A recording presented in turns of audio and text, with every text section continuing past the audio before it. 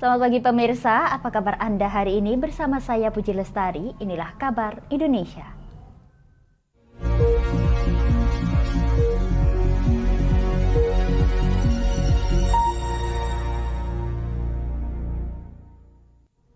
Pemirsa, Direktorat Reserse Kriminal Khusus Polda Sumatera Selatan menangkap tersangka penjual bahan bakar minyak palsu di Desa Karanganyar, Kabupaten Banyuasin, Sumatera Selatan. Wakil Direktur Reskrimsus Polda Sumsel AKBP Putu Yuda Prawira menjelaskan pelaku mencampur minyak sulingan dengan menambahkan pewarna kimia sehingga menyerupai Pertalite untuk kemudian dijual di Pertamini miliknya.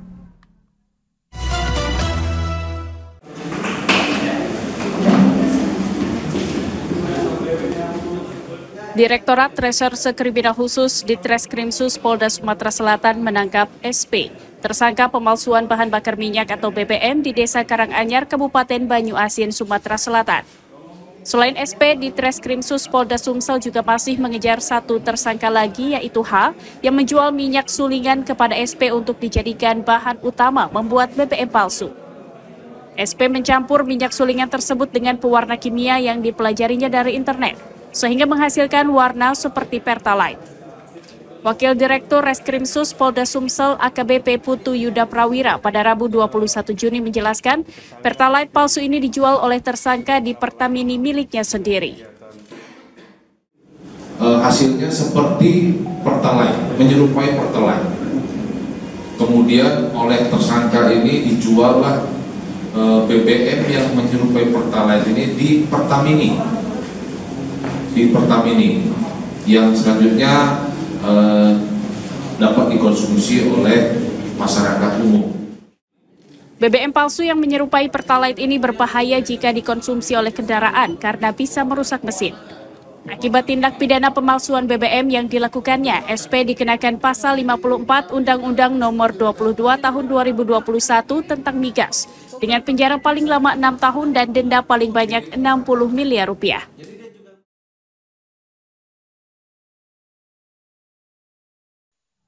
Pemirsa, pembangunan jalan khusus untuk angkutan batu bara di Jambi hingga kini masih belum tuntas. Kepala Dinas Perhubungan Jambi John Eka Puwa menyebut pihaknya mengajukan izin ke pemerintah pusat terkait kendala adanya jalur yang melewati lahan gambut.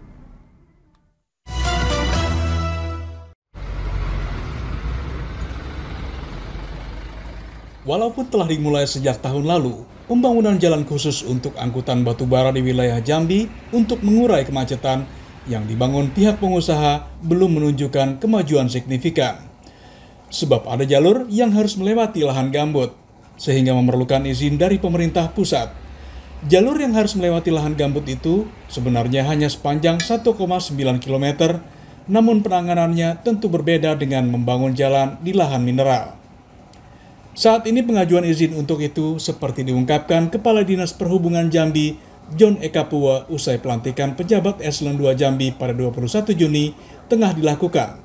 Terkait masih sering terjadinya kemacetan di jalan nasional akibat angkutan batubara, dia mengatakan akan secepatnya berkoordinasi dengan pihak-pihak terkait, utamanya kepolisian untuk memanfaatkan kantong-kantong parkir yang ada dan mengatur setiap angkutan agar tidak keluar secara bersamaan.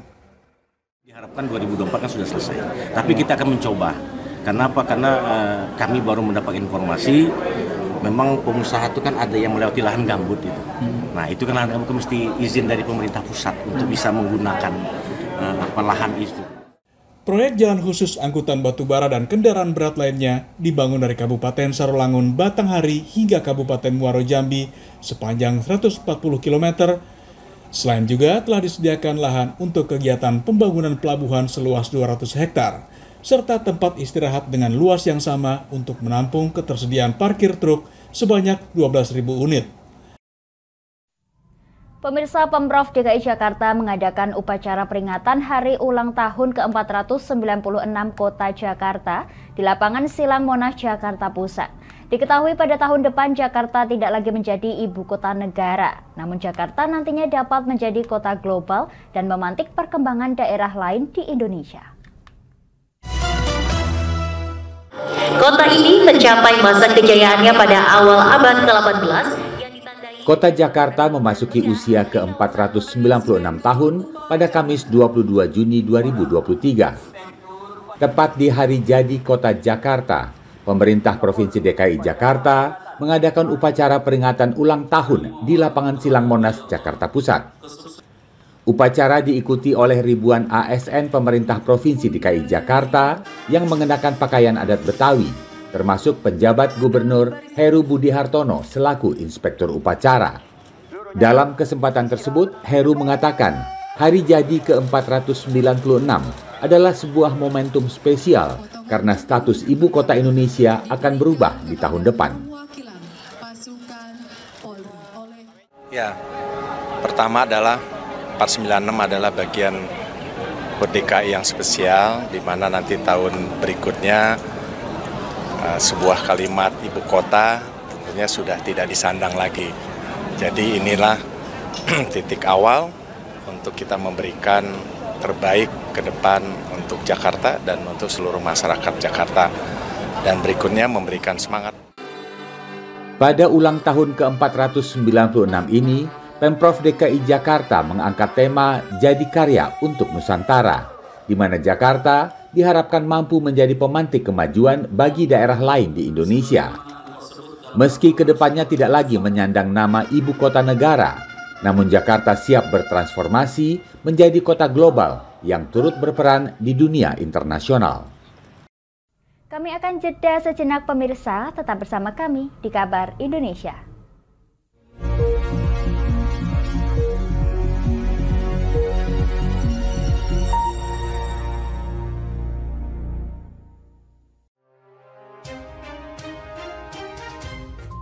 Inilah ketiga anggota komplotan pencuri spesialis pecah kaca mobil setelah melakukan penggelapan 20 sepeda motor dan 2 unit mobil dengan modus retard. Merangkum semua peristiwa sebagai berita yang penuh fakta. Bersama Puji Lestari, saksikan Jateng hari ini setiap Senin hingga Sabtu jam 4 sore hanya di Lingkar TV.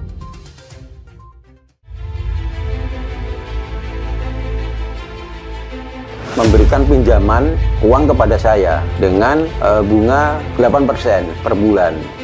Membedah opini narasumber, menggali lebih dalam untuk mendapatkan perspektif baru yang lebih faktual. Masalahnya, nota perbaikan kapal itu semua ada di saya.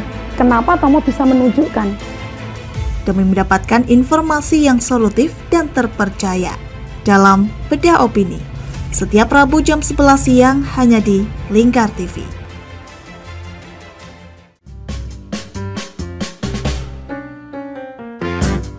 Mari pilih motif batik yang kamu suka di Batik Yuliati Warno. Memproduksi dan menjual batik tulis bakaran khas Pati dengan kualitas yang sangat istimewa.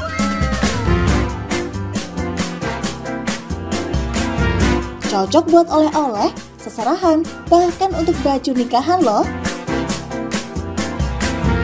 Menyediakan berbagai motif mulai dari batik klasik sampai batik modern.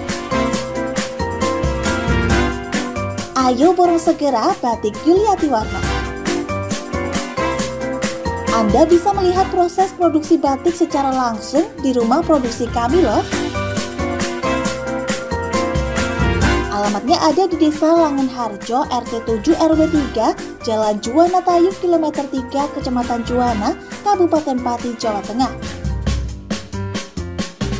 Atau Anda bisa menghubungi nomor telepon kami di 081 326 693 300. Ayo datang dan pilih motifmu segera.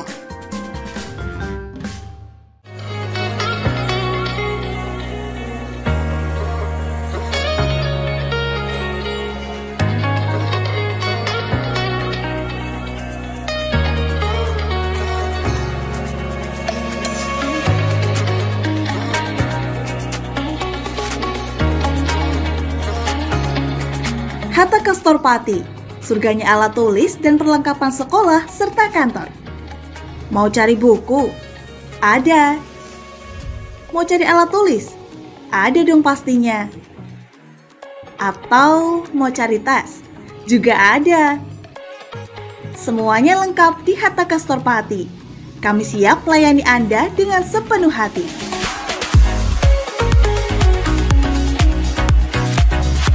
Alamat kami ada di Jalan Pemuda nomor 204, Kabupaten Pati. Buka dari jam 8 pagi sampai jam setengah 9 malam. Anda mau cari kami di e-commerce? Juga tersedia. Atau Anda bisa mengunjungi Instagram dan TikTok kami di @hataka.official. Ayo, tunggu apa lagi? Penuhi kebutuhan alat tulis dan aksesoris sekolah serta kantor Anda di Hataka Store Pati. Ada buku, ada meja. Yuk beli di Hataka Store aja.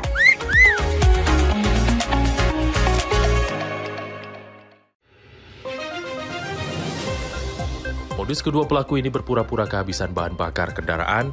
Setelah pelaku dibantu, mereka kemudian melakukan kekerasan dan mengambil paksa sepeda motor korban. Saat tiba di lapangan terbang Okbab, rombongan langsung dihadang 5 orang yang mengaku sebagai anggota KKB. Yakni melakukan bujuk rayu kepada korban yang merupakan santriwati pada momen kegiatan belajar mengajar khusus. Menyajikan informasi-informasi hangat dan terpercaya bersama Kabar Indonesia setiap Senin hingga Sabtu jam 7 pagi hanya di Lingkar TV.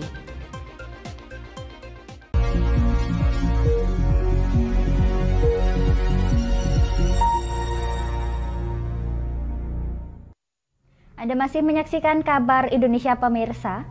Dinas Ketahanan Pangan dan Pertanian Kota Madiun menggelar vaksinasi dan pemeriksaan kesehatan gratis bagi anjing dan kucing peliharaan warga setempat. Sekalipun kasus rabies belum ditemukan terjadi di Kota Madiun, namun upaya DKPP ini dijalankan sebagai langkah antisipasi untuk mencegah adanya penyebaran dan penularan virus rabies.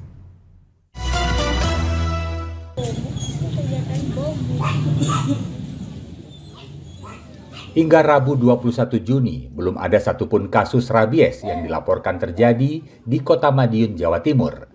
Namun Dinas Ketahanan Pangan dan Pertanian DKPP Kota Madiun melakukan langkah antisipasi dengan menggelar vaksinasi dan cek kesehatan gratis bagi kucing dan anjing peliharaan warga. DKPP menyediakan 200 paket vaksinasi rabies untuk kucing dan 90 paket untuk anjing.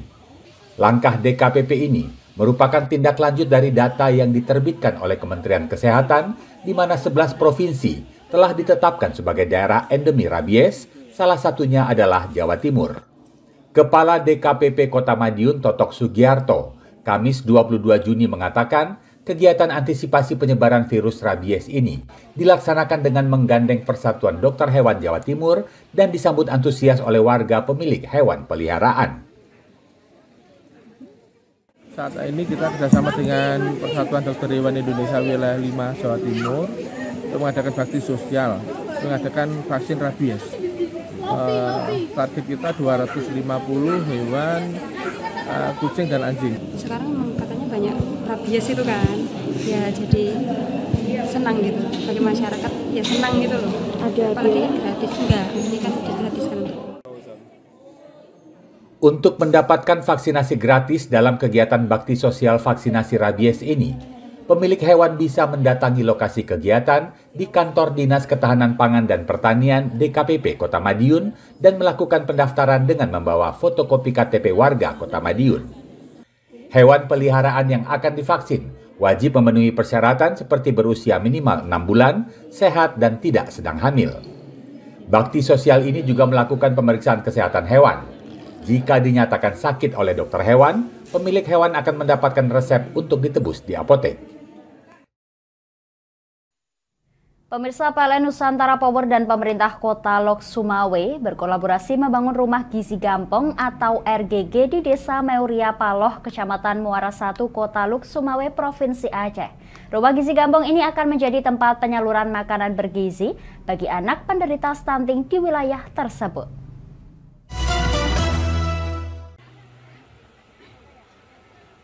PLN Nusantara Power dan pemerintah Kota Lok Sumawe meresmikan Rumah Gizi Gampong atau RGG di Desa Meuria Paloh, Kota Lok Sumawe untuk menangani kasus stunting Rabu 21 Juni. RGG berfungsi sebagai tempat penyaluran makanan bergizi bagi anak penderita stunting. Kasus stunting di Kota Lok Sumawe tercatat mencapai 927 anak. Kehadiran RGG ini diharapkan dapat mempercepat penurunan angka stunting di kota tersebut. Penjabat Wali Kota Lok Sumawe Imran menilai kolaborasi tersebut dapat menjadi percontohan bagi perusahaan badan usaha milik negara lainnya dalam mengimplementasikan program orang tua asuh. Mungkin dalam situasi yang serba cepat yang harus kita tangani itu bisa dilakukan sendiri oleh pemerintah kampung, oleh pemerintah kecamatan, termasuk juga oleh pemerintah kota Lok Sumawe. Sementara itu, penjabat harian manajer PLN Nusantara Power Unit Lok Sumawe Yulianto Dwi Prabowo mengatakan, Desa Maria Palo berada di wilayah inti di sekitar perusahaan sebagai bentuk rembuk stunting bersama Dinas Kesehatan setempat. Tentunya makanan dan juga fasilitas kesehatan yang kami sediakan secara rutin dan memang bisa juga kami evaluasi dan nanti tentunya akan kami monitoring. Mudah-mudahan memang hasil dari program ini bisa tepat sasaran dan bisa meningkatkan kesehatan kepada para penderita stunting yang sudah ada 30 orang itu, mudah-mudahan bisa teratasi. Pemkot Lok Sumawe menginstruksikan kepada petugas terkait untuk proaktif dan menggencarkan pengawasan berkala serta melaporkan ke Dinas Kesehatan apabila menemukan kasus baru agar bisa ditangani secara serius. Kami akan jeda sejenak pemirsa, tetap bersama kami di Kabar Indonesia.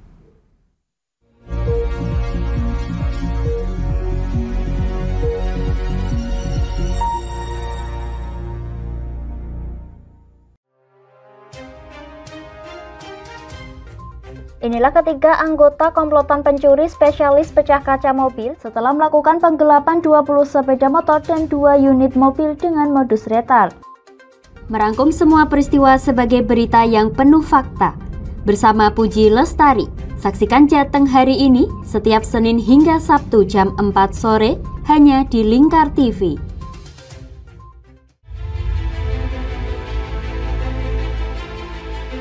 Memberikan pinjaman uang kepada saya dengan bunga 8% per bulan.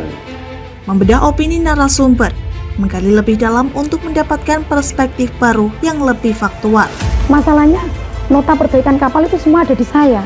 Kenapa Tomo bisa menunjukkan?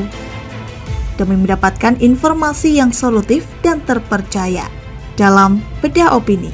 Setiap Rabu jam 11 siang hanya di Lingkar TV.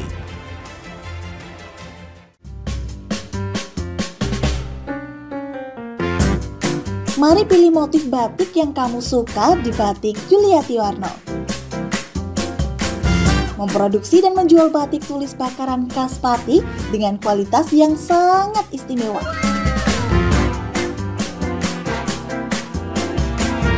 Cocok buat oleh-oleh, seserahan, bahkan untuk baju nikahan loh. Menyediakan berbagai motif mulai dari batik klasik sampai batik modern. Ayo borong segera Batik Yuliati Warno. Anda bisa melihat proses produksi batik secara langsung di rumah produksi kami loh. Alamatnya ada di Desa Langenharjo, RT 7 RW 3, Jalan Juwana Tayu, Kilometer 3, Kecamatan Juwana, Kabupaten Pati, Jawa Tengah. Atau Anda bisa menghubungi nomor telepon kami di 081 326 693 300. Ayo datang dan pilih motifmu segera.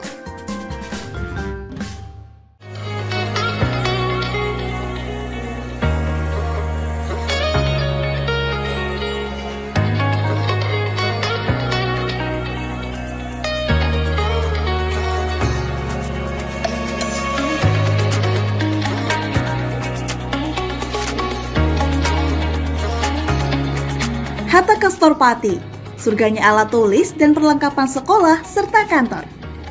Mau cari buku? Ada. Mau cari alat tulis? Ada dong pastinya. Atau mau cari tas? Juga ada. Semuanya lengkap di Hatta Kastor Pati. Kami siap melayani Anda dengan sepenuh hati.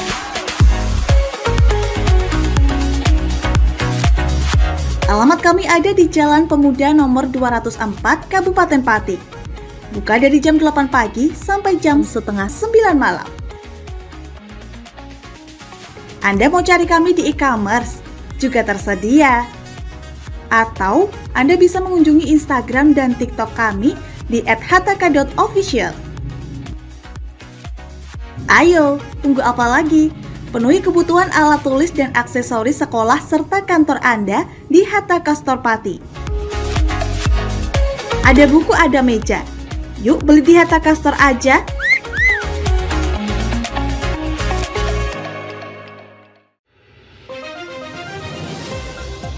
Modus kedua pelaku ini berpura-pura kehabisan bahan bakar kendaraan. Setelah pelaku dibantu, mereka kemudian melakukan kekerasan dan mengambil paksa sepeda motor korban. Saat tiba di lapangan terbang Okbab, rombongan langsung dihadang 5 orang yang mengaku sebagai anggota KKB. Yakni melakukan bujuk rayu kepada korban yang merupakan santriwati pada momen kegiatan belajar mengajar khusus.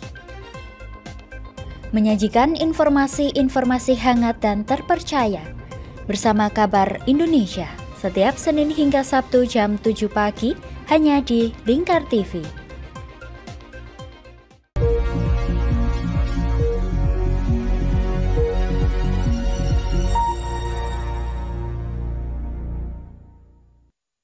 Anda masih menyaksikan Kabar Indonesia pemirsa. Selama 40 menit Kaisar Jepang Hironomiya Naruhito berkunjung ke Candi Borobudur di Kabupaten Magelang, Jawa Tengah. Dengan menggunakan kemeja batik dan sandal upanat, Kaisar mendaki serta mengagumi kemegahan candi terbesar di dunia tersebut. Dalam kunjungannya ke kawasan Candi Borobudur ini, Kaisar Naruhito didampingi oleh Gubernur Jawa Tengah Ganjar Pranowo.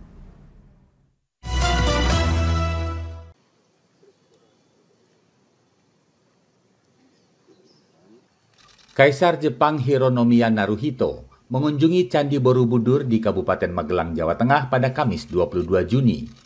Ia tiba sekitar pukul 8 pagi dan langsung berkeliling hingga lantai 9 didampingi oleh Gubernur Jawa Tengah Ganjar Pranowo. Selama kurang lebih 40 menit, Kaisar Jepang mendaki setiap tahapan Candi Borobudur menggunakan kemeja batik dan sandal upanat yang terbuat dari daun pandan yang aman untuk pendakian batu-batu candi. Kaisar Jepang mengaku kagum pada kemegahan bangunan candi peninggalan Shailendra ini. Bahkan Kaisar juga sempat berfoto menggunakan kamera pribadi saat berada di pelataran candi. Kepada Gubernur Jawa Tengah Ganjar Pranowo, Kaisar Naruhito mengungkapkan kesannya terhadap Candi Borobudur yang dinilai bagus, bersih, dan rapi. Ganjar mengatakan kunjungan Kaisar Jepang ini memiliki makna penting bagi Jepang dan Indonesia. Kaisar Naruhito itu untuk pertama kali dan ke Indonesia dalam waktu 7 hari. Jadi ini rasanya belum pernah terjadi. Menurut saya itu tanda saja bahwa keakraban dua negara antara Jepang dengan Indonesia menjadi begitu penting. Dan inilah yang mesti kita utilisasi agar kerjasama ini membuahkan hasil yang lebih penting. Maka diplomatiknya, politiknya, ekonominya, P2P-nya, B2B-nya, agar kemudian kita bisa memanfaatkan hubungan baik ini. Kedatangan Kaisar Jepang ke Candi Borobudur merupakan bagian dari lawatan pertamanya ke Indonesia yang dimulai sejak 17 Juni. Hironomiya Naruhito dilantik menjadi Kaisar Jepang ke-126 pada tahun 2019 lalu. Dijadwalkan, ia akan meninggalkan Indonesia pada Jumat 23 Juni. Pemirsa, melimpahnya daging kurban saat Idul Adha terkadang membuat kaum ibu bingung untuk mengolahnya menjadi bahan masakan. Mengatasi hal tersebut, mahasiswa Politeknik Negeri Jember memberikan alternatif pengolah daging yang dikreasikan dengan bumbu dan bahan-bahan yang mudah didapatkan. Dan tentunya disukai anak-anak melalui pembuatan sosis.